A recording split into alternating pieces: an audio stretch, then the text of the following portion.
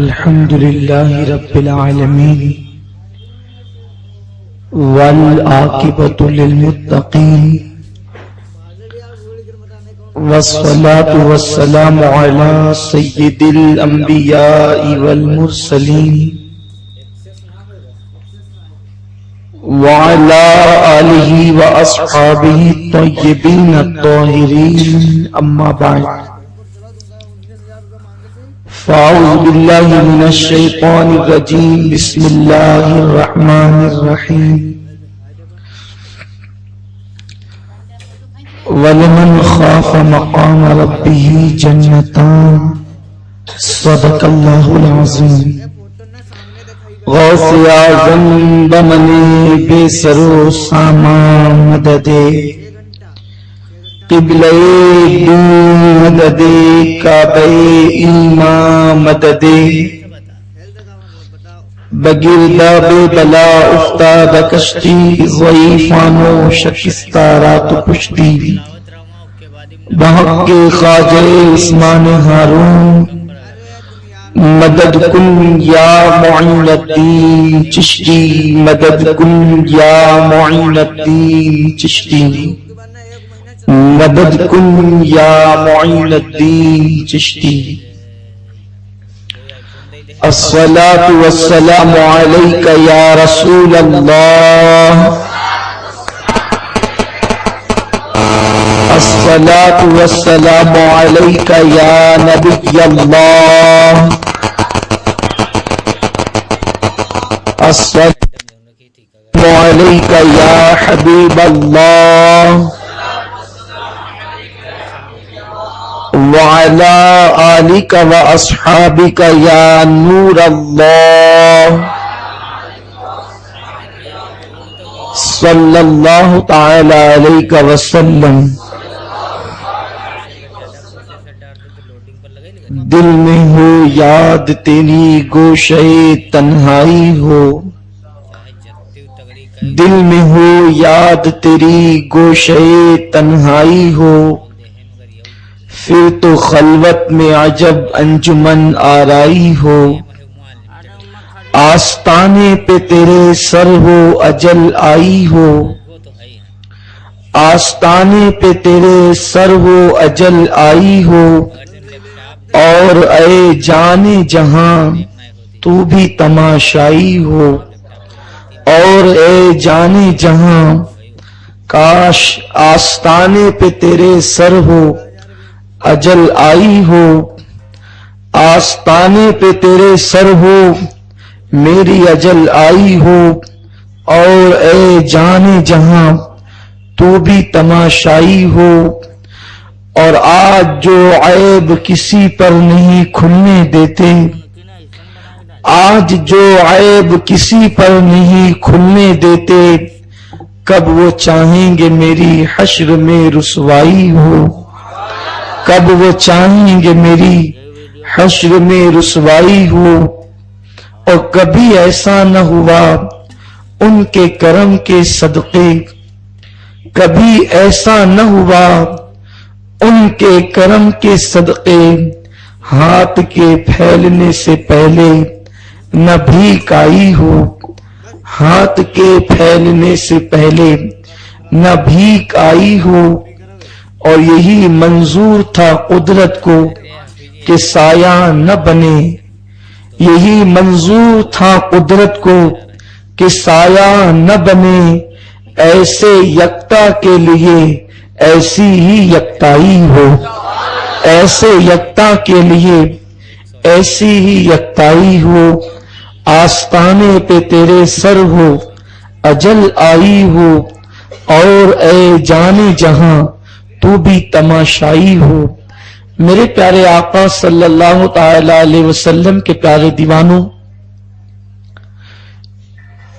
جس آیے کریمہ کی تلاوت کرنے کا میں نے شرف حاصل کیا ہے رب قدیر اس کے سلسلے میں مجھے حق کہنے اور آپ تمامی حضرات کو حق سن کر اس پر عمل کرنے اور اسے عام کرنے کی توفیق عطا فرمائے اسلام کے بنیادی عقائد و نظریات میں سے ایک عقیدہ یہ بھی ہے کہ جب ساری کائنات فنا ہو جائے گی تو اللہ تبارک و تعالی پھر لوگوں کو ان کی قبروں سے اٹھائے گا، اور جب لوگ اپنی اپنی قبروں سے اٹھائے جائیں گے تو اللہ رب العزت کی بارگاہ کے اندر اللہ جس کو چاہے گا، بلکہ ہر انسان کو کھڑا رہنا ہوگا،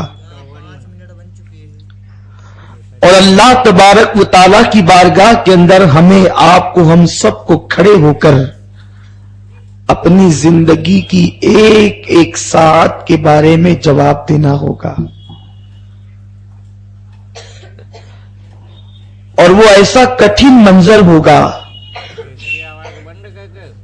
وہ ایسا بھیانک وقت ہوگا کہ وہ کریم جو رحمان و رحیم ہے وہ اپنی صفت قہاری اور جباری کا اظہار کر رہا ہوگا۔ اس وقت فرشتے کانپ رہے ہوں گے۔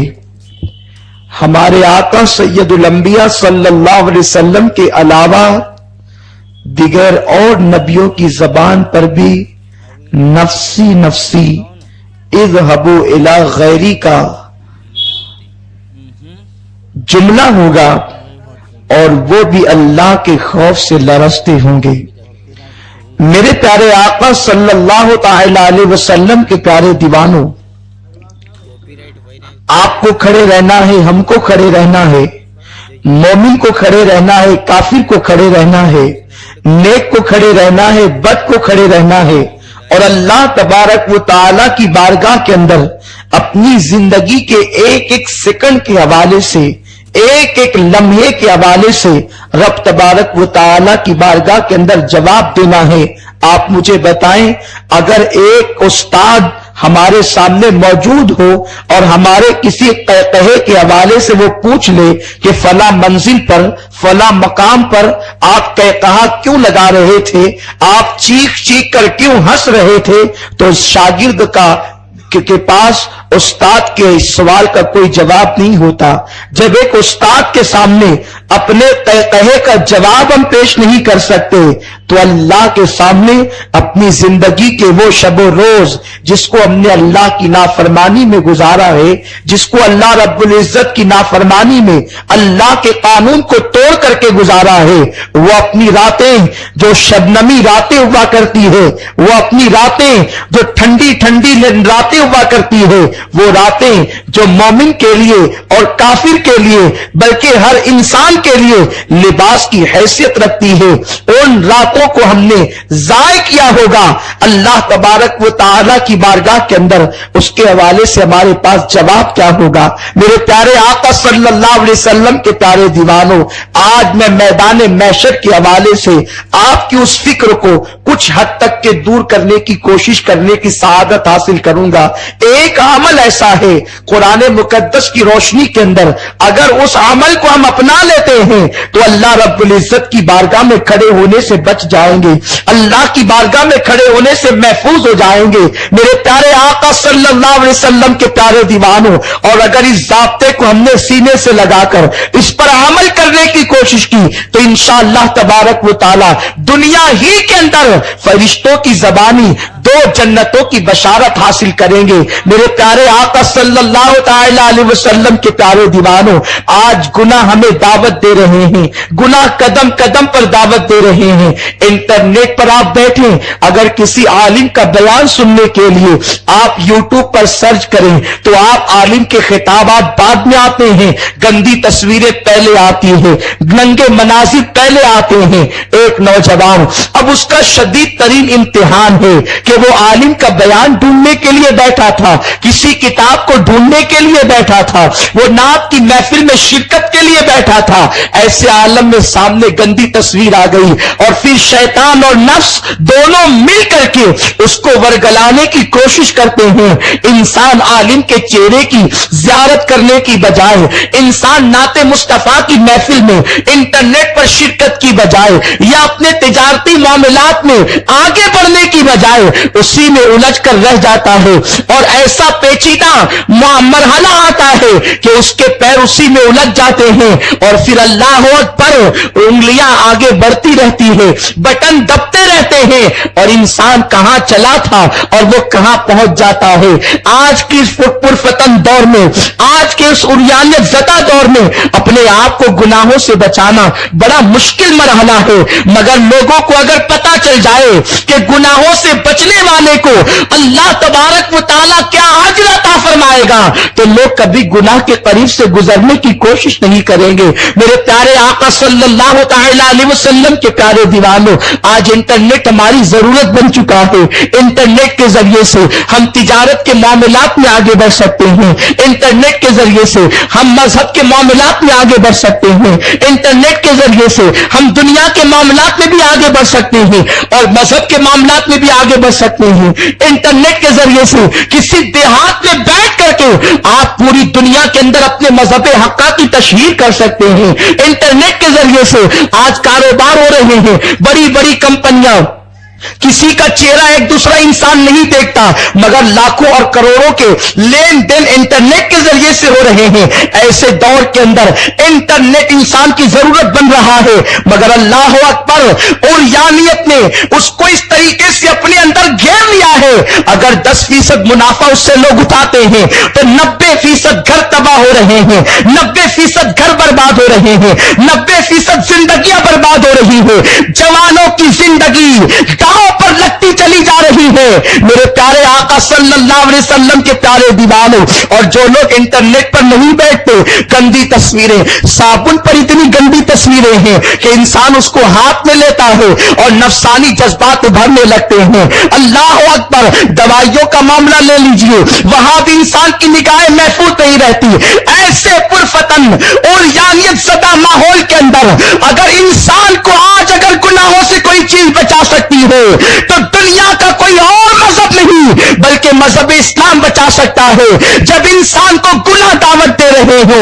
جب انسان کو برائیاں دعوت دے رہی ہو، جب انسان کو عریانیت دعوت دے رہی ہو، اور انسان جوانی کے دہلیز پر قدم رکھنے کے بعد تباہی کے دہانے پر پہنچنے کے قریب ہو، اس وقت قرآن کی صرف ایک آیت انسان کے قدموں میں گناہ کی راہ میں زنجیر ڈالنے کے لیے کافی ہے، اور قرآن کی آیت یہ ہے جسے سورہ رحمان میں میرے مولا نے بیان فرمایا، وَلِمَنْ خَافَ مَقَامَ رَبِّهِ جَنَّتَانِ، کہ جو اللہ کی بارگاہ کے اندر جواب دینے کے تصور سے ڈرتا ہے، جو اللہ کی بارگاہ میں کھڑے رہنے سے اور رب کی بارگاہ میں جواب دینے سے لرزتا ہے اور گناہوں کو ترک کر دیتا ہے، اللہ اسے 2 جنتوں کی بشارت عطا فرماتا ہے، اللہ اسے 2 جنتیں عطا فرمائے گا۔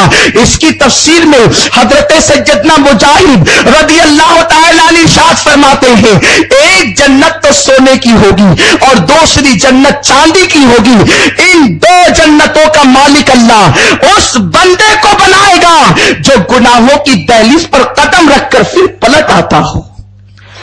اگر گناہ کا ارادہ انسان کر لے اور گناہ کا ارادہ کرنے کے بعد صرف اللہ کے خوف سے پلٹ جائے، اس لیے کہ گناہ کا ارادہ دل میں آنا یہ کوئی معیوب بات تو نہیں، اس لیے کہ انسان گناہ اور نسیان کا مجسمہ ہے۔ آپ یہ نہ سمجھے کہ میں گناہ کی تائید کر رہا ہوں، معاذ اللہ، گناہ کا ارادہ انسان کے دل میں آتا ہی ہے۔ اگر کوئی یہ کہے کہ میرے دل میں گناہ کا ارادہ نہیں آتا تو اللہ اسے مبارک فرمائے، لیکن میں کہوں گا کہ شاید یہ بات 100% صحیح نہیں ہے، یہ بات 100% سچی نہیں ہے کہ گناہ کا ارادہ انسان کے دل میں نہ آئے۔ انسان کو جس خمیر سے بنایا گیا ہے اس خمیر کے اندر بھول چوک رکھی گئی ہے، اور بھول جانا ہی انسان کو گناہ کی طرف لے جاتا ہے۔ اگر میں اس طرف آپ کی توجہ کو لے جاؤں کہ بھولنے والوں میں سر فہرست تو کون کون ہے، تو آپ بالکل اول نمبر پر اپنے بابا جو کہ پہلے نبی ہے جناب آدم علیہ السلام کو پائیں گے۔ حالانکہ نبی بھولتا نہیں ہے، بھلایا جاتا ہے، اسی لیے ہمارے یہاں نبی کی لغزش پر بہت لمبے لمبے خطابات نہیں ہوتے، بلکہ ہم ان کی لغزش کو لغزش پیغمبرانہ کہتے ہیں یا خطا اجتہادی کہتے ہیں، کیونکہ انبیاء کرام کی بھول چوک میں بھی اللہ رب العزت کی بڑی عظیم حکمت ہے۔ جب تک کہ آدم جنت میں رہتے تو جناب شیس اور جناب نوح جیسے لوگ دنیا میں نہ آتے۔ ظاہر سی بات ہے دنیا کے اندر انسانوں کی آبادی بڑھنی تھی، اس لیے اللہ تبارک و تعالیٰ نے ایک بہانے سے حضرت آدم علیہ السلام کو جنت کے باہر کر دیا۔ بہرحال بھول چوک تو ہوئی ہے، تو انسان گناہوں کا مجسمہ ہے، انسان نسیان کا مجسمہ ہے، تو انسان کے دل کے اندر گناہ کا تصور ضرور آتا ہے، گناہ کا خیال ضرور آتا ہے، مگر جب بندے کے دل کے اندر گناہ کا تصور آئے اور گناہ کا خیال آئے، بلکہ بندہ گناہ کی راہ پہ چل بھی پڑے اور بس یہی تصور اسے گناہ سے روک دے کہ اللہ کی بارگاہ میں کھڑے ہو کر جواب دینا ہے، رب مجھ سے سوال کرے گا، مجھے رب کی بارگاہ میں ضرور عرض کرنا ہے، اور اسی تصور سے وہ گناہوں سے لوٹ جائے، گناہ سے تائب ہو جائے، اللہ نے اس بندے کے لیے وعدہ کیا کہ اللہ اسے 2 جنتیں عطا فرمائے گا۔ ایک جنت سونے کی جنت اسے ملے گی جو گناہ کی طرف کم جاتا ہو اور گناہ کی طرف سے تیزی سے بھاگتا ہو۔ نیکیاں کرنے والوں کے لیے بھی بشارت ہے، مگر نیکی کرنے والوں کے لیے ایک جنت کی بشارت ہے، ان الابرار لفی نعیم، کہ بے شک جو نیک ہے ان کے لیے جنت ہے۔ نیکوں کے لیے اللہ نے جنت بنائی، نیکوں کے لیے ایک جنت کا اعلان۔ جو لوگ نیکیاں کرتے ہیں، نماز پڑھ رہے ہیں، تہجد پڑھ رہے ہیں، روزہ رکھ رہے ہیں، ہر سال حج کر رہے ہیں، ماہ رمضان کے روزے رکھ رہے ہیں، تو اگر ان کا شمار ابرار میں ہو گیا تو قرآن کہتا ہے ان الابرار لفی نعیم، کہ نیکوں کے لیے جنت ہے، نیکیاں کرنے والوں کے لیے ایک جنت کا اعلان کیا گیا، اور گناہ سے بچنے والوں کے لیے قرآن کہتا ہے وَلِمَنْ خَافَ مَقَامَ رَبِّهِ جَنَّتَانِ، جو اللہ کی بارگاہ میں کھڑے ہونے سے ڈر کر گناہوں کو چھوڑ دیتے ہیں، اللہ انہیں 2 جنتیں عطا فرمائے گا۔ گناہ سے بچنے والوں کی فضیلت زیادہ ہے، گناہ سے بچنے والوں کا مقام بلند ہے۔ حضرت سیدنا مالک ابن دینار رضی اللہ تعالی عنہ ارشاد فرماتے ہیں جنت الفردوس اور جنت عدن کے درمیان ایک جنت ہے جس کا نام جنت نعیم ہے۔ اس کے نام ہی سے پتا چلتا ہے کہ یہ جنت کیسی ہے، اس کا نام جنت نعیم ہے، اور اس جنت کے اندر کچھ لڑکیاں ایسی ہے جس کو اللہ تبارک و تعالیٰ نے جنت کے گلاب سے پیدا فرمایا۔ بڑی پیاری حدیث ہے، اس حدیث کو پڑھنے کے بعد دل چاہتا تھا کہ رقص کیا جائے، دل چاہتا تھا کہ مصطفیٰ جان رحمت کی محبت میں جھوما جائے، اس لیے کہ مصطفیٰ جان رحمت صلی اللہ علیہ وسلم نے اپنے غلاموں کو گناہوں سے بچانے کے لیے کیسی کیسی بشارتیں عطا فرمائی ہے گناہ سے بچنے والوں کے لیے، تاکہ بندہ کسی طرح گناہ سے بچ جائے۔ تو حضرت مالک ابن دینار کہتے ہیں جنت نعیم، جنت الفردوس اور جنت عدن کے بیچ میں ہے، بیچ میں ہونے کا مطلب یہ ہے یعنی یہاں کا فیضان بھی اس پر جاری ہے اور یہاں کا فیضان بھی اس پر جاری ہے، اور اس میں مخصوص لڑکیاں ہیں جس کو اللہ تبارک و تعالیٰ نے جنت کے گلاب سے پیدا فرمایا۔ دنیا کے گلاب میں کئی کوالٹی ہوتی ہے مگر جو اوریجنل اصلی گلاب ہوتا ہے آپ دیکھیں اگر وہ پاس میں پڑا رہے تو اس کی خوشبو سے مشام جاں معطر ہو جایا کرتے ہیں، مگر وہ گلاب دنیا کا گلاب نہیں، وہ گلاب جنت کا گلاب ہے۔ دنیا کے گلاب کی شان یہ ہے، آقا فرماتے ہیں اگر کسی کو میری خوشبو سونگنا ہے تو وہ گلاب کو سونگ لیا کرے، اس لیے کہ اللہ نے میری خوشبو کا تصدق گلاب کو عطا فرمایا۔ اسی لیے امام عشق و محبت فرماتے ہیں انہی کی بو مایہ سمن ہے، انہی کا جلوہ چمن چمن ہے، انہی سے گلشن مہک رہے ہیں، انہی کی رنگت گلاب میں ہے، اور وہ جنت کا گلاب ہے جس سے اللہ نے کچھ لڑکیوں کو پیدا فرمایا ہے، کچھ حوروں کو پیدا فرمایا ہے۔ آقا سے پوچھا گیا یا رسول اللہ اس جنت نعیم میں جہاں کی خدام گلاب کے پھولوں سے پیدا کی گئی ہے اس میں ہوگا کون، کن لوگوں کو داخل کیا جائے گا؟ یاد رکھنا یہ کہانی قصہ نہ سمجھیں، یہ مصطفیٰ جان رحمت کا فرمان ہے۔ آقا نے جو فرمایا وہ ہونا ہی ہے، ان کی زبان پر خدا کا کلام بولا کرتا ہے۔ تو جب میرے آقا نے گلاب کی ان لڑکیوں کا تذکرہ کیا، اس لیے کہ جب کسی کے حسن کو تشبیہ دی جاتی ہے تو گلاب سے تشبیہ دی جاتی ہے کہ فلاں کا چہرہ تو کھلتا ہوا گلاب ہے، شگفتہ گلاب ہے، اس طرح سے لوگ کہتے ہیں، مگر کسی کو گلاب کہہ دینے سے وہ گلاب ہو نہیں جاتا، گلاب بہرحال گلاب ہے۔ وہاں حوران بہشت کو یا ان لڑکیوں کو گلاب سے تشبیہ نہیں دی آقا نے، بلکہ آقا فرماتے کہ اللہ نے ان کو گلاب سے، جنت کے گلاب سے پیدا فرمایا۔ صحابہ کرام کو ایک تجسس ہوا کہ آقا سے پوچھے کہ یا رسول اللہ وہاں کون ہوگا جہاں کے خدام گلاب کے پھول سے پیدا کیے گئے، جن کے خمیر میں گلاب ہے، جن کے خمیر میں گلاب ہے، وہاں کن لوگوں کو داخل کیا جائے گا؟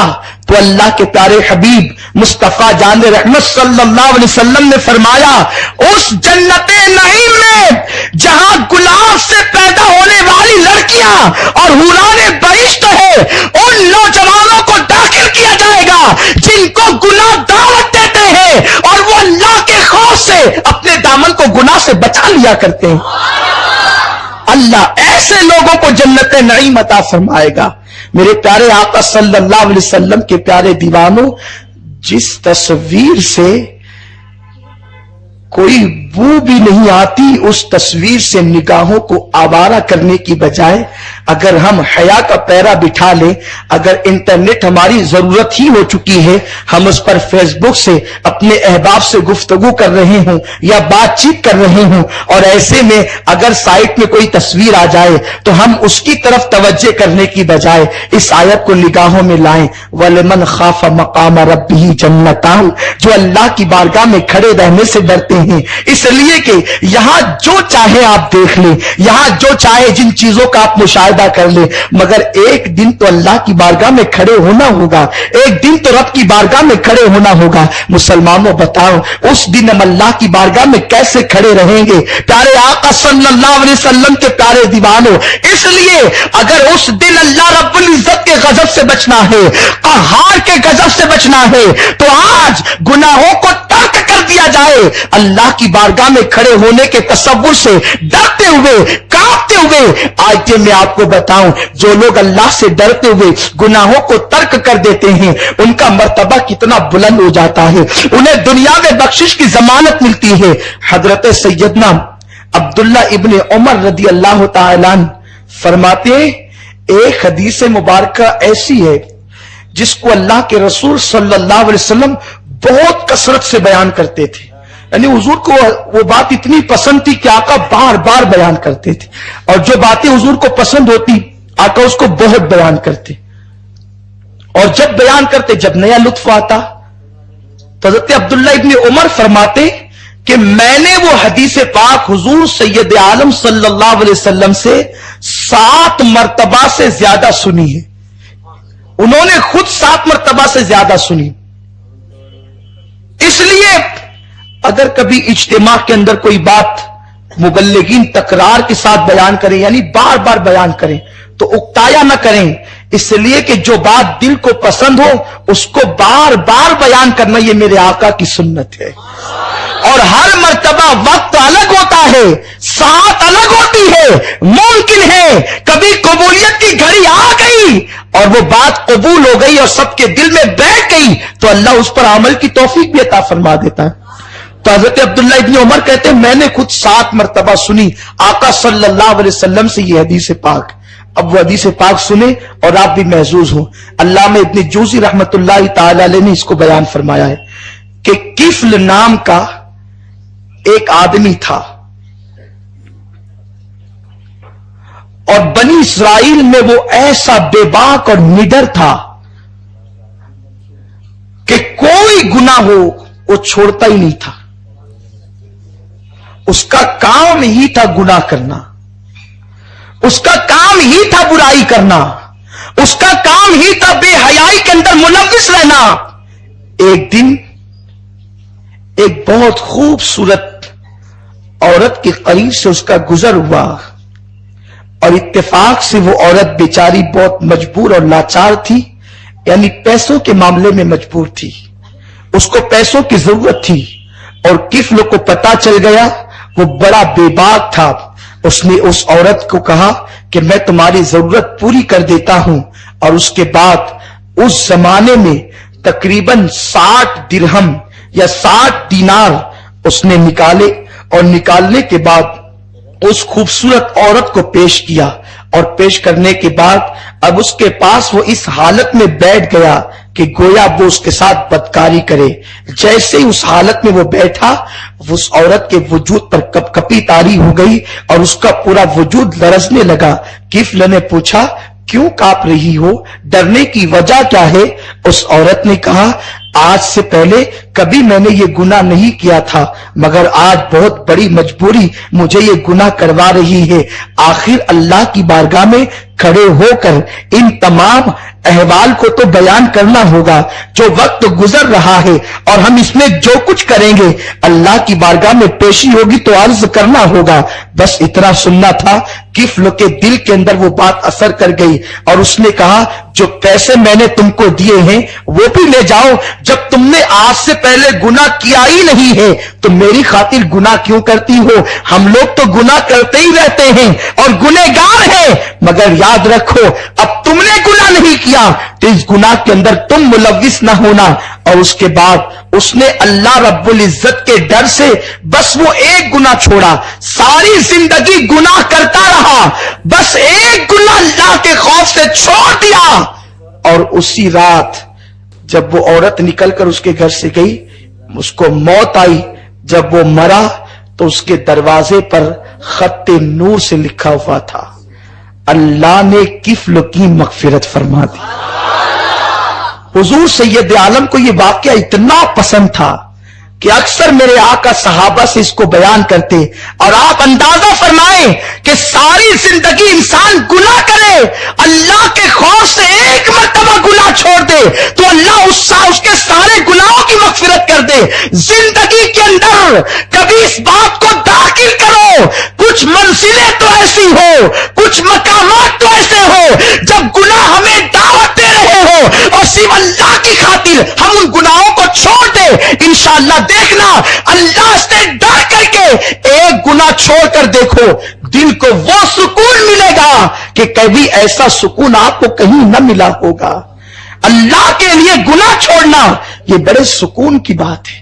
حضرت سیدنا امام حسن بصری رضی اللہ تعالیٰ ارشاد فرماتے کہ ایک بنی اسرائیل کے اندر ایسی عورت تھی جس کو اللہ نے دنیا کا 1/3 حسن عطا فرمایا تھا. 1/3 حسن. آپ اندازہ فرمائیں 1/3 یعنی اگر حسن کے 3 حصے کیے جائیں، پوری کائنات کے حسن کے اگر 3 حصے کیے جائیں تو ایک حصہ اللہ نے اس عورت کو عطا کیا تھا. اتنی حسین تھی وہ عورت. اور اس کے پاس جب کوئی بندہ جاتا تو بندہ جانے کے بعد وہ یوں ہی کسی کو قبول نہیں کرتی تھی، بلکہ اس زمانے میں اس کی فیس 100 درہم تھی. اور ہر ایک اس کو پیش نہیں کر سکتا تھا، کیونکہ اس زمانے میں تو درہم اتنے مہنگے ہوتے تھے. ایک بہت بڑا عابد، یہ ان روایات کو میں آج اس لیے آپ کے سامنے پیش کر رہا ہوں کہ آج اپنے دل میں ہمیں ایک بات بٹھانا ہے کہ جب بھی دل گناہ کے لیے چاہے، کبھی کوئی منزل تو ایسی ہو جہاں یہ سوچ کر ہم گناہ چھوڑ دیں کہ اللہ کی بارگاہ میں کھڑے ہو کے جواب دینا. وَلِمَنْ خَافَ مَقَامَ رَبِّهِ جَنَّتَانِ، اگر 2 جنتوں کے مالک بننا چاہتے ہو تو کبھی ایسی منزل زندگی میں ضرور آنا چاہیے کہ ہم اللہ کے خوف سے گناہ چھوڑیں. اس لیے کہ جب سفر میں نکلتے ہیں تو قدم قدم پر گناہ دعوت دیتے ہیں، دوستوں کے ساتھ بیٹھتے ہیں تو قدم قدم پر گناہ دعوت دیتے ہیں، شادیوں میں شریک ہوتے ہیں تو قدم قدم پر گناہ دعوت دیتے ہیں. اور آج کل تو الامان والحفیظ، شادی میں جتنے خرافات ہوتے ہیں، اللہ رحم و کرم فرمائے. لڑکیاں جن کے حسن کو چھپانے کا حکم ہے وہ خاص شادی میں جو ہے وہ سنگھار کر کے آتی ہے. اور شیطان اس پر طرفہ تماشا یہ کہ جہاں پر لڑکیاں اور لڑکے موجود ہوں وہاں شیطان حسن کو اتنا دوبارہ کر کے پیش کرتا ہے کہ اہل جبہ و دستار کے دامن بھی پھسل پھسل جاتے ہیں، ان کے قدم بھی پھسل پھسل جاتے ہیں. اللہ رحم و کرم فرمائے. بڑا پرفتن دور ہے، بڑا بھیانک دور ہے. ایسے دور میں اپنے وجود کو گناہوں سے بچانا جہاد سے کم نہیں ہے، اللہ کی بہت بڑی آزمائش ہے. اور خاص طور پر میری قوم کے جوانوں، اللہ رب العزت کے اسی خوف سے اپنے دل کی دنیا کو آباد کرو کہ کل اللہ کی بارگاہ میں جب جواب دینے کے لیے بلایا جائے گا تو اس وقت ہمارے پاس کیا جواب ہوگا. اس لیے کہ آج ساری دنیا کے اندر سب سے بڑا فتنہ ہے تو یہی حسن کا فتنہ، شراب و شباب کا فتنہ، میوزک کا فتنہ، عریانیت کا فتنہ. اس فتنے نے ہماری زندگیوں کو تباہ کر دیا ہے.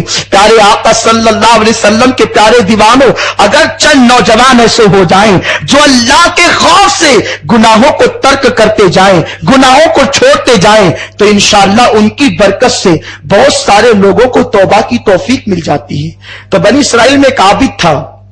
اب جب 1/3 حسن جس عورت کے پاس ہو، اس کے حسن کو بیان کرنے والوں نے جو بیان کیا ہے، میں اس کو اس طرح تو بیان نہ کروں گا، لیکن اتنا ضرور کہوں گا کہ اس عورت کے پاس حسن ایسا تھا کہ جب وہ چلتی تھی تو لوگ اپنا دل پکڑ کر بیٹھ جاتے تھے. کسی عابد کی نظر بھی اس پر پڑ گئی اور اس نے پوچھا کہ اس کے پاس جانے کے لیے کتنے پیسے دینے پڑتے ہیں؟ تو کہا کہ 100 درہم. وہ بیچارہ غریب تھا، عبادت کرتا تھا. اس نے اپنی خانقاہ چھوڑ دی اور وہ مزدوری پر نکل گیا. اور صرف اس نیت سے اس نے مزدوری کی، اس نیت سے کہ 100 درہم جمع ہوں گے تو ہم اس کے پاس ضرور جائیں گے اور اس سے لطف اٹھائیں گے. 100 درہم جیسے تیسے اس غریب نے جمع کیے اور جمع کرنے کے بعد جب پہنچا تو وہاں پہنچنے کے بعد کہتا ہے کہ آج شب ہم یہاں گزاریں گے. تو اس نے کہا کہ پیسے میں قبول نہیں کرتی ہوں، میرے وکیل کو دے دو. وکیل نے پیسے لیے ایجنٹ نے اور اس کو خوب جانچا. تو اس عورت نے کہا تم جانچ چکے، یہ جتنی رقم لائے یہ سب اصل ہے؟ کہا ہاں سب اصل ہے. اس عورت کا پلنگ سونے کا پلنگ تھا. امام حسن بصری فرماتے ہیں سونے کے پلنگ پر وہ سوتی تھی. سونے سے مراد گولڈ، اتنے قیمتی پلنگ پر وہ سوتی تھی. جب اس کے بستر پر اس عابد کو اس نے کھینچا تو اس کے پورے وجود پر اللہ رب العزت کے خوف کا غلبہ ہوا اور اس کو منظر یاد آیا. وَلِمَنْ خَافَ مَقَامَ رَبِّهِ جَنَّتَانِ. اللہ کی بارگاہ میں کھڑے ہونا. مسلمانوں یہ تصور لوگوں کو موت کے قریب کر چکا ہے. آج ہم اس کو محسوس نہیں کرتے. آج ہم نے اپنی جوانی کو گناہوں کی راہ پہ ڈال رکھا ہے. نفس اور شیطان نے ہمیں لوٹ لیا ہے، ہمیں تباہ کر دیا ہے. آج کتنے وہ نوجوان ہیں جو صرف اس بنیاد پر خبیث بیماریوں کا شکار ہو گئے اور اس کا کوئی سبب نہیں سوائے گناہ کے، اس کا کوئی سبب نہیں سوائے آوارگی کے، اس کا کوئی سبب نہیں سوائے اوریانیت کے۔ جب اس عورت نے اسے کھینچا اور سونے کے پلنگ پر وہ آیا اور اللہ کی بارگاہ میں کھڑے ہونے کا تصور اس کو لرزا گیا، تو اس نے کہا کہ مجھے چھوڑ دو، جو 100 درہم میں نے بہت محنت سے کمائے تھے میں وہ تمہیں دیے جاتا ہوں، مجھے چھوڑ دو، مجھے جانے دو۔ اس عورت نے کہا او غریب انسان، اتنی محنت کے ساتھ تو 100 درہم کما کر ہمارے لیے لایا، اب تو جاتا کہاں ہے؟ اپنی خواہش پوری کر لے۔ اس نے کہا نہیں، مجھے اللہ کی بارگاہ میں کھڑے ہونا ہے، رب کی بارگاہ میں جواب دینا ہے، میں ان لمحات کا جواب اللہ کی بارگاہ میں کیسے دے سکوں گا، رب کی بارگاہ میں کیسے پیش کر سکوں گا ان حالات کو؟ اللہ اکبر۔ اس نے کہا اگر تو اللہ سے ڈر کر گناہ کو چھوڑ رہا ہے تو پھر تو زیادہ حقدار ہے کہ اب تو ہی میرا شوہر ہوگا۔ میں تیرے گناہوں کے چھوڑنے کو اور اللہ کے خوف کو تیرے دل کے اندر جو موجود ہے دیکھ کر اب میں بھی توبہ کرنا چاہتی ہوں، میں بھی توبہ کرتی ہوں، اب میری شادی تیرے ہی ساتھ ہوگی۔ اس نے کہا تو مجھے چھوڑ دے اللہ کے لیے، میں کوئی شادی نہیں کرنا چاہتا۔ اور اس کے بعد اس نے کہا کہ ٹھیک ہے اگر تو شادی ہی کرنا چاہتی ہے تو ابھی مجھے باہر نکل جانے دے، پھر کبھی ملاقات ہوگی تو شادی کے حوالے سے معاملہ طے کر لیا جائے گا۔ اور اس کے بعد وہ نکل کر کے بھاگا، اور جب نکل کر کے بھاگا تو اللہ کی بارگاہ میں کھڑے ہونے کے تصور سے ایک چیخ ماری اور وہ گرا اور اس کا انتقال ہو گیا۔ وہ اپنے گھر جیسے آیا چیخ مار کر کے اس کا انتقال ہو گیا۔ اب وہ خاتون اس کو ڈھونڈتی رہی، تلاش کرتی رہی کہ ایسا بندہ زندگی میں ایک بار ملا جو اللہ کے خوف سے مجھ پر قابو پانے کے بعد بھی اس نے گناہ نہیں کیا، اس نے برائی نہیں کی، اللہ کی بارگاہ میں کھڑے ہونے کے تصور سے اس نے گناہ پر قدرت رکھنے کے بعد، گناہ پر طاقت رکھنے کے بعد بھی گناہ نہیں کیا۔ اب وہی میرا شوہر ہوگا، اسی کے ساتھ میں شادی کروں گی، نکاح کروں گی۔ ڈھونڈتے ہوئے آئی تو لوگوں نے اس کے گھر کا پتہ بتایا، اس کا بھائی ملا، اور اس کا بھائی جب ملا تو کہا کہ تمہارے بھائی کہاں ہے؟ تو کہا کہ اس کا انتقال ہو گیا۔ تو کہا کہ اس کا انتقال ہوا، وہ نیک تھا، اس بنیاد پر میں تم سے نکاح کرنا چاہتی ہوں۔ اور اس کے بعد پھر اس خاتون نے اس سے نکاح کیا، جتنی دولت کمائی تھی وہ سب کے سب محتاجوں میں، مسکینوں میں تقسیم کر دیا، اور اب وہ انتہائی پاک دامنی کے ساتھ زندگی گزارنے لگی۔ اس کے بھائی سے اس عورت کو 7 بیٹے پیدا ہوئے، اور 7 بیٹے جب اسے پیدا ہوئے تو وہ 7 کے 7 بنی اسرائیل کے ولی صرف اس بنیاد پر ہوئے کہ اس بندے نے اللہ سے ڈر کر جان دی تھی، اور اس کو دیکھ کر اس عورت نے توبہ کی تھی، اور وہ عورت چونکہ ان بچوں کی ماں تھی، اس ماں کی سچی توبہ کی برکت سے اللہ نے ان 7 کو ولایت کا مقام عطا فرمایا۔ یہ ہے اللہ سے ڈر کر گناہ کو چھوڑ دینے والوں کی فضیلت، اللہ سے ڈر کر گناہوں سے بچنے والوں کی فضیلت۔ میرے پیارے آقا صلی اللہ علیہ وسلم کے پیارے دیوانوں، ہم سب نوجوان ہیں اور گناہ میں دعوت دیتے ہیں۔ ایک بات میں آپ سے عرض کروں کہ گناہ کی جو لذت ہے وہ صرف چند سیکنڈ کی ہے، بس۔ کوئی نہیں کہہ سکتا کہ گناہ کی لذت گھنٹوں ہے یا ہفتوں ہے یا مہینوں ہے۔ اللہ کے عزت و جلال کی قسم، انسان کتنا بھی بڑا گناہ کرے اس کی لذت چند سیکنڈ کی ہے۔ کسی کو دیکھو چند سیکنڈ، کسی سے برائی کرو چند سیکنڈ، کسی کے ساتھ عیاشی ہو چند سیکنڈ، اللہ کی نافرمانی چند سیکنڈ۔ یہ چند سیکنڈ کا گناہ اگر انسان کو دائمی طور پر جہنم کا ایندھن بنا دے تو آپ مجھے بتائیں اس میں عقل مندی کہاں ہے؟ اور اگر ہم ان گناہوں کو ترک کر دیتے ہیں، ان گناہوں کو چھوڑ دیتے ہیں، تو اللہ تبارک و تعالی دنیا میں 2 جنت کی بشارت عطا کر رہا ہے۔ اور وہ جنت بھی کیسی جنت ہے جس کی اینٹیں اللہ نے سونے کی بنائی، جس کی اینٹیں سونے کی ہے، وہ جنت بھی کیسی جنت ہے جس میں اللہ کا دیدار ہے۔ یہی وجہ تو ہے ہمارے اسلاف بزرگان دین ہر مصیبت کو اپنے سر پر لینا قبول کرتے تھے، گوارا کرتے تھے، مگر گناہوں کا دھبا دامن پر لگے اس کو گوارا نہیں کرتے تھے۔ مدینہ طیبہ میں ایک نوجوان تھا، اور وہ نوجوان سے حضرت سیدنا فاروق اعظم کی اتنی دوستی گہری تھی، حالانکہ فاروق اعظم بظاہر بڑھاپے کی عمر میں تھے اور وہ لڑکا نو عمر تھا، نوجوان تھا، مدینے کے لڑکوں میں بہت خوبصورت تھا۔ حضرت فاروق اعظم اس کو بہت چاہتے تھے۔ اگر کسی وقت وہ مسجد کے اندر نماز کے لیے نہیں آتا تو آپ اس کو ڈھونڈتے تھے، فلاں کہاں ہے، فلاں کہاں ہے۔ ایک دن وہ مدینے کی ایک گلی سے گزرا، ایک عورت نے اس کو دیکھا اور دیکھنے کے بعد اس پر فریفتہ ہو گئی، شیدا ہو گئی، اور پھر کیا تھا، اس جوان کو اس نے ورغلانے کی کوشش کی۔ ہر مرتبہ وہ کہتا رہا، اللہ کی بارگاہ میں کھڑے ہو کر آخر اس داستان عشق کو، اس داستان محبت کو ہم کیسے بیان کر سکیں گے؟ اس لیے رب کی بارگاہ میں جب بیان کرنے کی طاقت نہیں ہے تو پھر گناہ بھی نہیں ہونا چاہیے۔ اس عورت نے، اس لڑکی نے ایک بڑھیا کو کہا کہ میں اس کو چاہتی ہوں اور یہ میرے قریب نہیں آتا۔ کہا کوئی بات نہیں، ہم اپنے تجربات سے اس کو تیرے پاس لا کر پیش کر دیں گے، پھر تجھے جو چاہنا ہے کرنا۔ یہ نوجوان جیسے عشاء کی نماز پڑھ کے نکلا، فاروق اعظم سے ملاقات کر کے، اس کا چلنا، اس کا اٹھنا، اس کا بیٹھنا مصطفیٰ کریم صلی اللہ علیہ وسلم کی سنتوں کے مطابق تھا، اس لیے حضرت فاروق اعظم اس کو بہت چاہتے تھے۔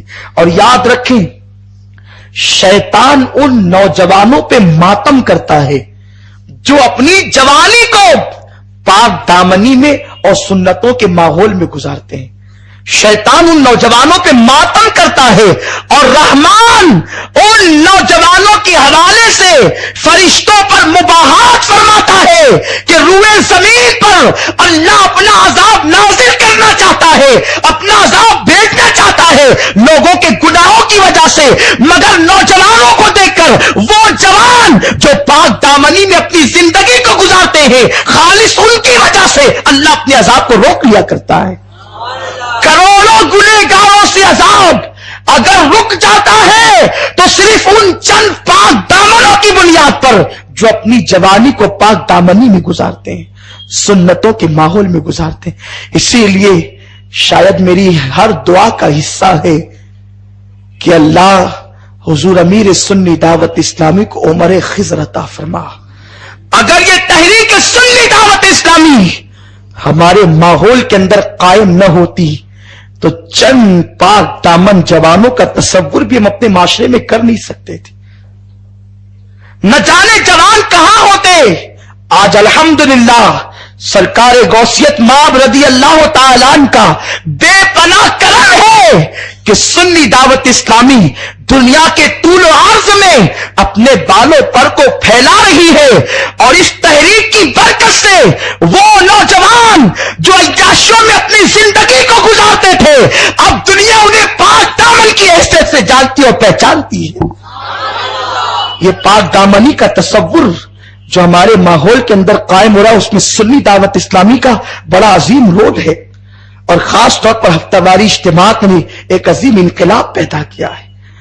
تو عرض یہ کر رہا تھا، پاک دامن والی جوانی بہت قیمتی ہے، بہت قیمتی ہے، اس لیے کہ جن جوانوں کی وجہ سے اللہ عذاب روک لے وہ جوان کیسے ہوں گے؟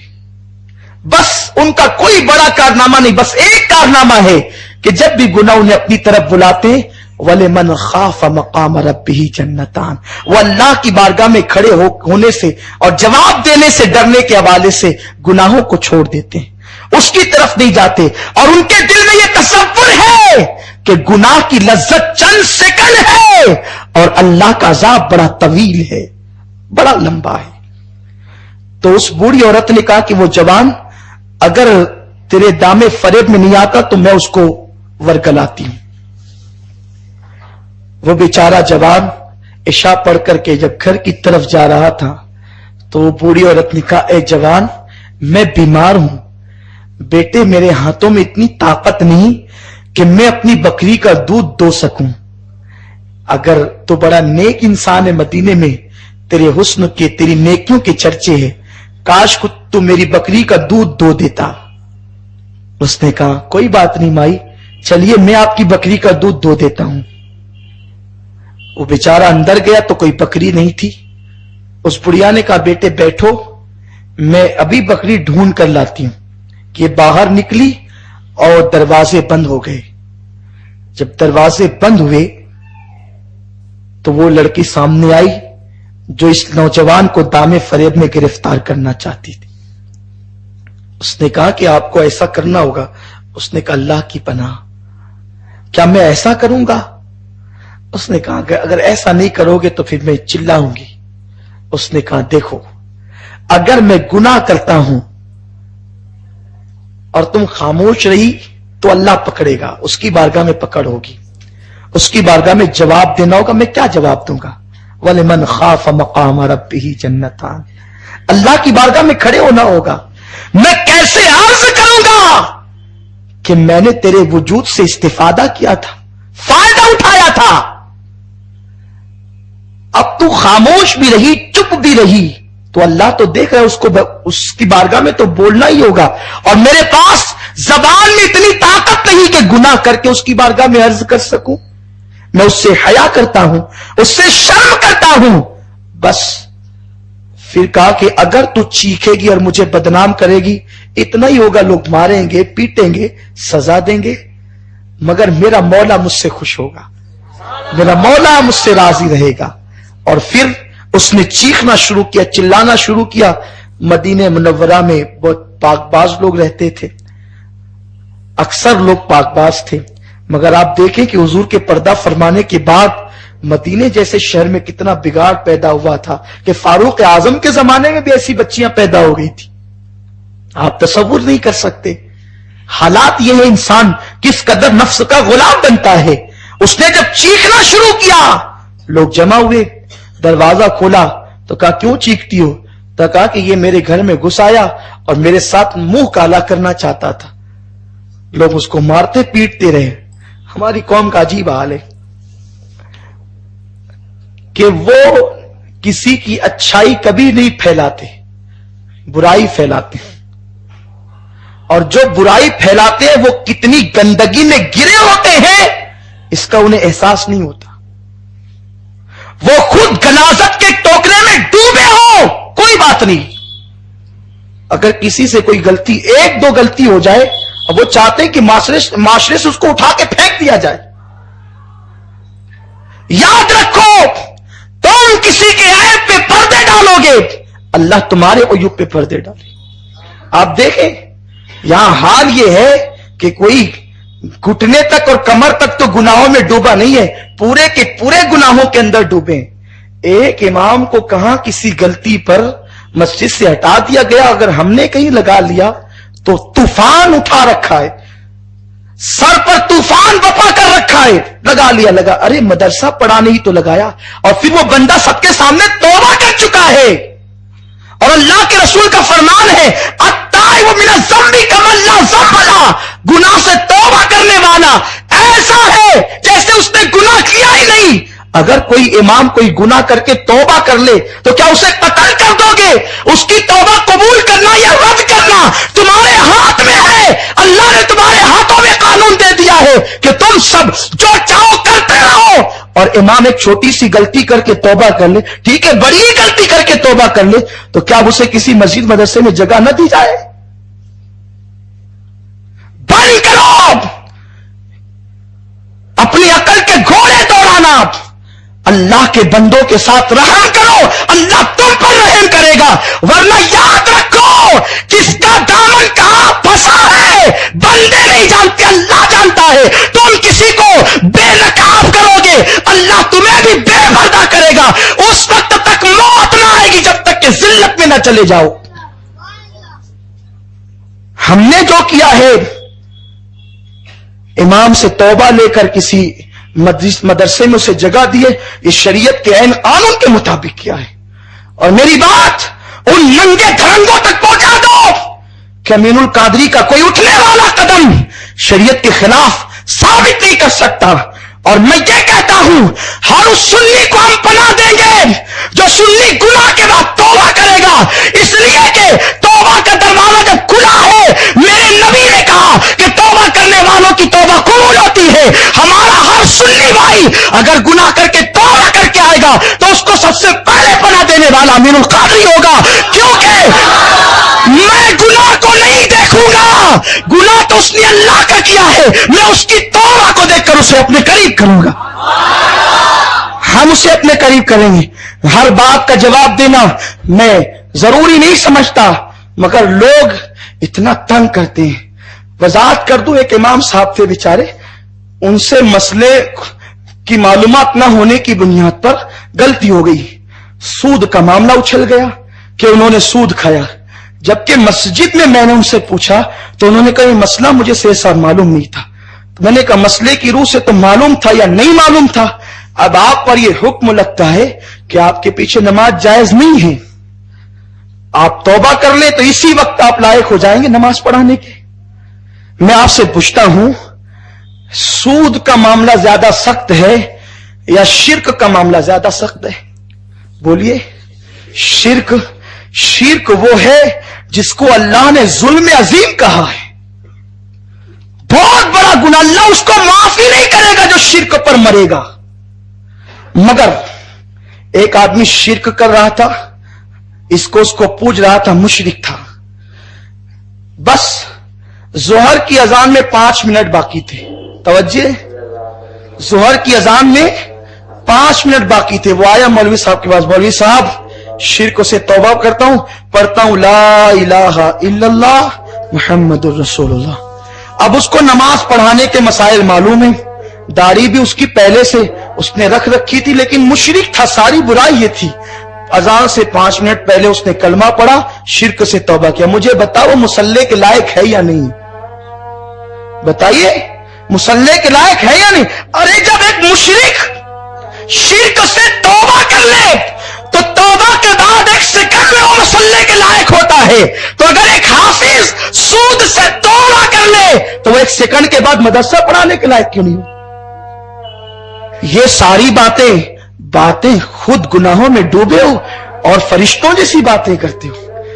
अरे फरिश्तों ने भी कहा था तो उन्हें जवाब दिया गया था, इन्नी आलम मा ला तालम।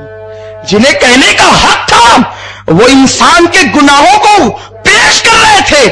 उसे तू जमीन पे खलीफा बनाएगा कि जो फसाद करेंगे, गुनाह करेंगे, खून रेजिया करेंगे, कत्ल गारतगिरी करेंगे।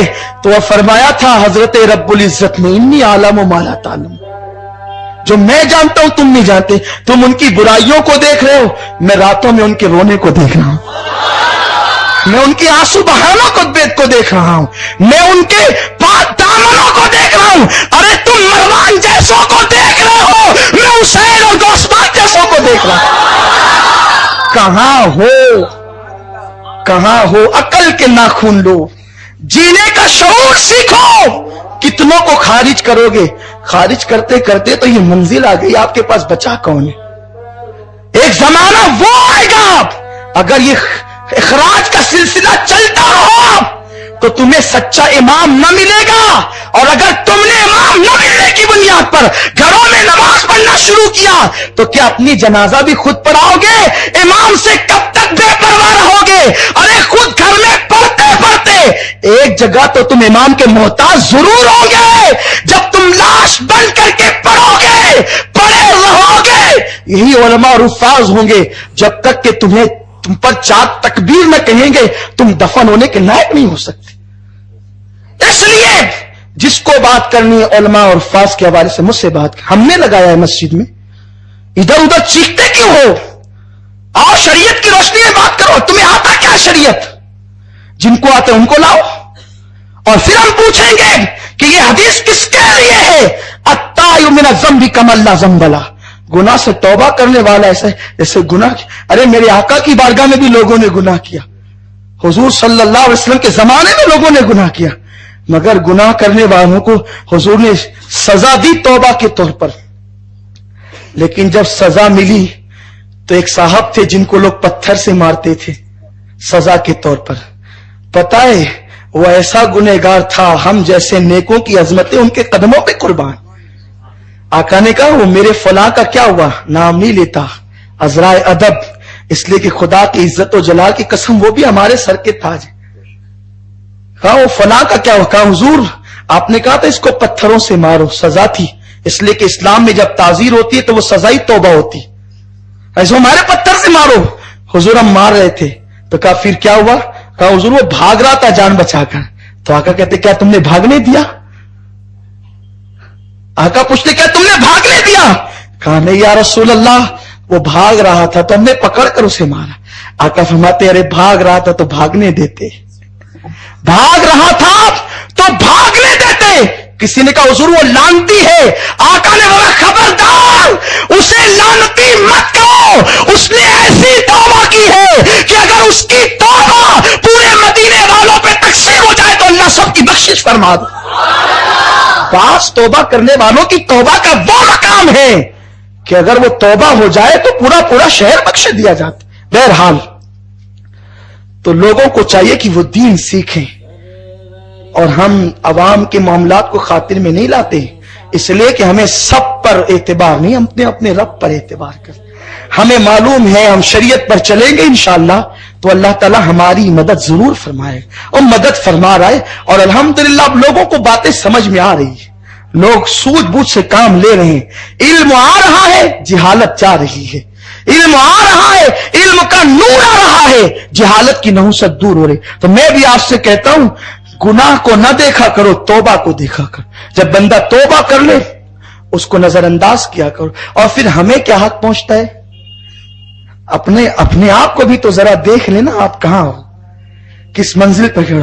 اگر جانچا جائے پرکھا جائے شریعت کے اصول پر ایمان ثابت کرنے کے لالے پڑیں گے. بہرحال تو عرض یہ کر رہا تھا کہ لوگوں نے مارنا پیٹنا شروع کیا اس نوجوان کو. بات یہ عرض کر رہا تھا میں ایک چاہتا ہوں کہ میں اس طرح کی باتیں آپ کے درمیان نہ کروں، مگر اب غلط فہمیوں کا ازالہ بھی تو ضروری ہے نا. اگر وہ نہ کروں تو آپ کو مسئلہ کیسے پتا چلے گا، اور بے شمار مسائل اسی طرح پتا چلتے ہیں. اور یاد رکھیں میں کبھی جذبات میں نہیں آتا ہوں، کیونکہ میرے دل کا درد ہے ہمارے علماء کے لیے، حفاظ کے لیے اور سنی عوام کے لیے. کیونکہ اگر لوگ ان کو اسی طرح بازیچہ اطفال بنا دیں گے ان کی عزت و آبرو کو، تو ان کی عزت کرے گا کون، ان کی عظمت ان کو کون چاہے گا. تو بہرحال لوگوں کو چاہیے کہ اگر کوئی بات نہیں سمجھ میں آتی تو ادھر ادھر ہوا پھیلانے کی بجائے وہ ڈائریکٹ آ کے پوچھ لیا کریں. اور جو ہم سے آ کر پوچھتا ہے تو ہم تو اپنے معاملے میں بھی کوئی اگر آ کر کے پوچھتا ہے تو ہم اس کو بہت نرمی سے جواب دیتے ہیں. تو دوسروں کا معاملہ ہے، میرا اپنا معاملہ نہیں ہے، دوسروں کا معاملہ ہے. اس لیے کہ جب آپ نے ہمیں اپنا خادم بنایا تو ہماری ذمہ داری آپ کی خدمت کرنا. آپ آئیے آدھی رات کو آپ آ کر پوچھئے فلاں صاحب کو آپ نے لگایا تو مسئلہ کیا ہے، ہم آپ کو بتائیں گے. اگر اس میں کہیں شریعت کے معاملے میں ہم غلطی پر ٹھہرتے ہیں، کسی امام کی بے جام ہمدردی کرتے ہیں، تو پھر آپ جو چاہے سزا دیں، لیکن امام لوگوں کو نہ ستاؤ. یاد رکھنا کسی غریب کو ستانا اچھی بات نہیں ہے. اور یہاں تو ہر جگہ دو لوگوں نے اصول بنا رکھے ہیں.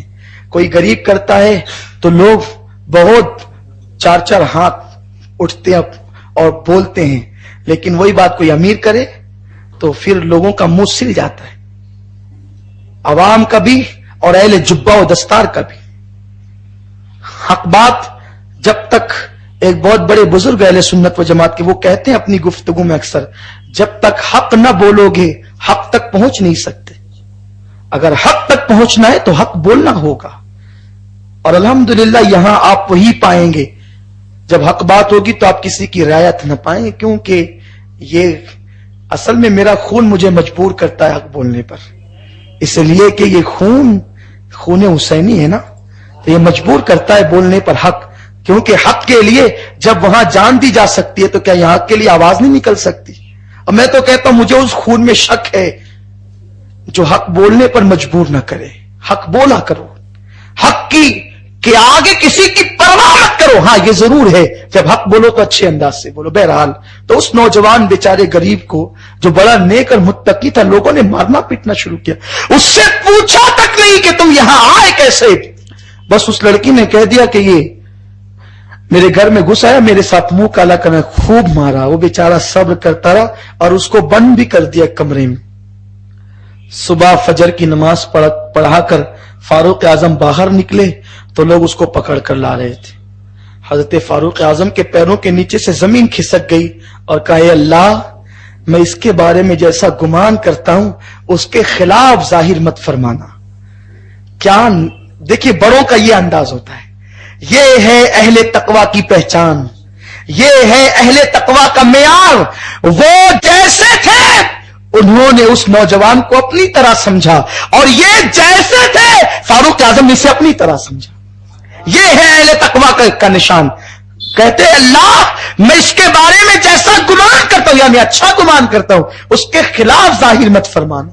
لائٹ کا کیا بات ہے, کہا اس کو ایک کمرے میں دیکھا گیا ایک لڑکی کے ساتھ, اس لیے اس کو بہت مارا اور رات بھر اس کو بند کر کے رکھا. فاروق اعظم نے چھوڑو اس کو. پوچھے کیا بات ہے, تو اس نے کہا واقعہ بیان کیا. میں چھپا رہا تھا, ایک بڑھیا نے کہا دودھ ہم سے گیا واقعہ شاید آپ کے, اگر وہ بڑھیا کو آپ کے سامنے لاؤں تو ہم پہچان لو گے. کہ حضور میں اس کو نام سے جانتا, دیکھوں گا تو پہچان جاؤں گا. آپ نے میں بلاؤ ساری مدینے کی بڑھیاں کو, ساری بڑھیوں کو لایا گیا. جب سب بڑھیا آئی تو وہ بیچارہ دیکھتا رہا, لیکن اس نے کسی کو نہیں پہچانا. ایک بڑی بھی گزری تو اس نوجوان نے کہا یہی ہے, یہی ہے. آپ نے اس کو کھڑا کیا اور اپنا درہ نکالا, اور بڈھی صحیح بول, جو حقیقت ہے وہ بتا, ورنہ اس درے سے تیری خیریت کروں گا. اب فاروق اعظم کا درہ جس سے شیطان ڈرتا ہو, شیطان جیسا بے باک بھی فاروق اعظم کے درے سے ڈرتا تھا. فاروق اعظم کا درہ دیکھی تو اس نے تنہائی میں وہی ساری باتیں کہی جو نوجوان نے کہی تھی. وہ ساری باتیں کہی جو نوجوان نے کہی تھی. اس نوجوان نے ثابت کیا, اگر گناہ سے بچنے کے لیے بدنام ہونا پڑے تو بدنام ہو جاؤ, گناہ سے بچنے کے لیے مار کھانا پڑے تو مار کھا لو, گناہ سے بچنے کے لیے قیدی بننا پڑے تو قیدی بن جاؤ. یہاں کی ذلت کوئی حیثیت نہیں رکھتی, اصل عزت وہ ہے اِنَّ أَكْرَمَكُمْ عِندَ اللَّهِ أَتْقَاكُمْ. اللہ کے نزدیک معزز وہ نہیں جسے تم معزز کہتے ہو, اللہ کے نزدیک معزز وہ ہے جو اللہ سے ڈرنے والا ہے. اور جو اللہ سے ڈرتا ہے اللہ اس کی عزت میں چار چاند لگاتا ہی. تو میری گزارش ہے آج کے بعد ہم دل میں عہد کریں کہ زندگی میں جہاں بھی موڑ آئے قدم پھسلنے کا, وَلِمَنْ خَافَ مَقَامَ رَبِّهِ جَنَّتَانِ, جو اللہ کی بارگاہ میں جواب دینے کے لیے کھڑے ہونے سے ڈرتے, اللہ پاک ان لوگوں کے لیے 2 جنتیں عطا فرمائے گا. میرے پیارے آقا صلی اللہ علیہ وسلم کے پیارے دیوانوں, بات میں انٹرنیٹ کی کر رہا تھا اور ایک عظیم خوشخبری بھی آپ کے لیے آ گئی کہ اپنا جو اخبار ہے بہار سنت, اب الحمدللہ آپ اس کو انٹرنیٹ پر پڑھ سکیں گے. وہ انٹرنیٹ پر بھی آ گیا ہے, اور فیس بک پر انشاءاللہ آن لائن جو ہے وہ آپ اس کو پڑھ سکیں گے. اور مزید تفصیلات جو ہے وہ اس ہفتے کے شمارے میں آپ پڑھ سکتے ہیں, ملاحظہ کر سکتے ہیں. میری گزارش ہے جتنے لوگ انٹرنیٹ جانتے ہیں وہ انٹرنیٹ کے ذریعے سے دنیا میں سنیت کو عام کریں, مسلک کو عام کریں. اور جو لوگ اس طرح سے گناہوں کے ماحول میں اب تک تھے وہ آج سے اللہ کی بارگاہ میں سچے دل سے توبہ کریں. اگر 2 جنتوں کے مستحق دنیا میں بننا چاہتے ہیں تو میں امید کرتا ہوں کہ آج کے بعد جب بھی گناہ دعوت دیں گے ہم اپنی آنکھوں کو بند کر لیں گے انشاءاللہ. کریں گے نا انشاءاللہ سب. اور ہفتہ وار اجتماع میں آج کسی وجہ سے شاید لوگ چھٹی پر ہیں, تو بہرحال پھر بھی جتنے آئے ماشاءاللہ خوب ہیں, اللہ آپ سب کو جزائے خیر دے. آپ جو ہے وہ کثیر تعداد میں لوگوں کو لائیں تاکہ یہ پیغام ہر ساتھی کے کان تک پہنچے اور سب کے دل میں گناہ سے نفرت پیدا ہو. ہم نے یہ ایک جہاد چھیڑنا ہے کہ آج کے بعد نہ گناہ کریں گے نہ گناہ ہونے دیں گے انشاءاللہ. اگر اتنے بیٹھے ہوئے لوگ بھی. السلام علیکم.